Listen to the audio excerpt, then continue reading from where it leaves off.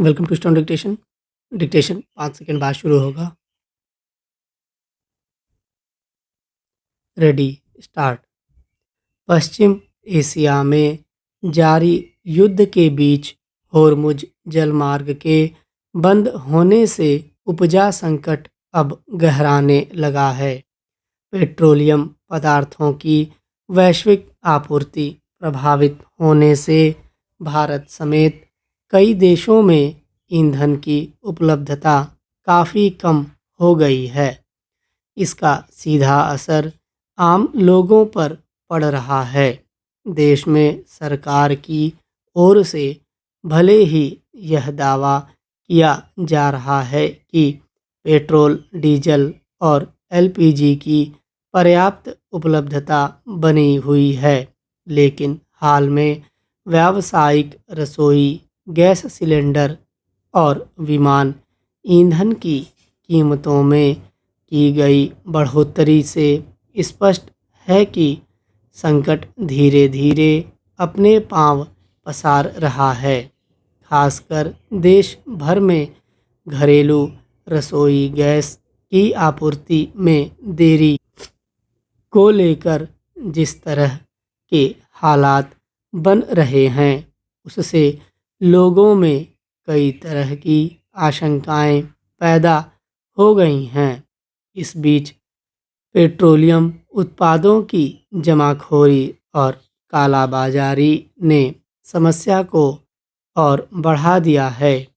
इसके मद्देनज़र केंद्र सरकार ने भी सभी राज्यों को ऐसे मामलों में सख्त कार्रवाई करने के निर्देश दिए हैं।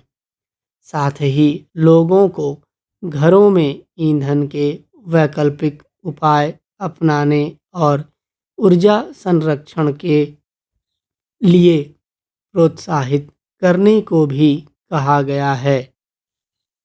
गौरतलब है कि ईरान तथा इजराइल अमेरिका के बीच युद्ध शुरू होने के करीब एक माह बाद कई देशों में तेल और गैस का व्यापक संकट खड़ा हो गया है।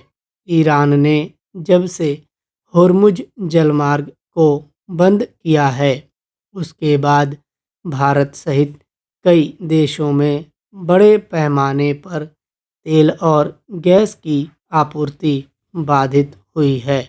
ईंधन की कमी से उपजा वैश्विक संकट अब जिस स्तर पर बढ़ता जा रहा है, उसका भारत पर भी गहरा असर देखने को मिल रहा है, क्योंकि वह कच्चे तेल और गैस की आपूर्ति के लिए अन्य देशों पर अधिक निर्भर है। ऐसे में अगर युद्ध लंबा खिंचा तो आने वाले दिनों में किस तरह की परिस्थितियां पैदा हो सकती हैं, इसका अंदाज़ा सहज ही लगाया जा सकता है। इस समस्या से निपटने के लिए सरकार को ईंधन आपूर्ति के वैकल्पिक उपायों पर अब व्यापक स्तर पर और गंभीरता से विचार करना होगा। देश में सरकार के समक्ष चुनौती सिर्फ तेल और गैस की कमी की ही नहीं है, बल्कि इसकी जमाखोरी और कालाबाजारी पर रोक लगाने की भी है। मौजूदा संकट का दायरा इसलिए भी बढ़ता जा रहा है क्योंकि आपदा में अवसर तलाशने वालों में मुनाफा कमाने की होड़ लग गई है। जमाखोरी कर रसोई गैस सिलेंडर ऊंचे दामों पर बेचे जा रहे हैं, जिससे ज़रूरतमंद आम लोगों को कतार में खड़े होकर अपनी बारी का इंतज़ार करना पड़ रहा है। ऐसे में राज्य सरकारों की जिम्मेदारी है कि इस तरह के अवैध कारोबार में संलिप्त लोगों के खिलाफ कड़ी कार्रवाई की जाए। सरकार की ओर से ऊर्जा के वैकल्पिक उपायों के तौर पर लोगों को घरों में इंडक्शन चूल्हे और इलेक्ट्रिक कुकटॉप जैसे साधनों का इस्तेमाल करने की सलाह भी दी जा रही है, ताकि एलपीजी पर निर्भरता कम की जा सके।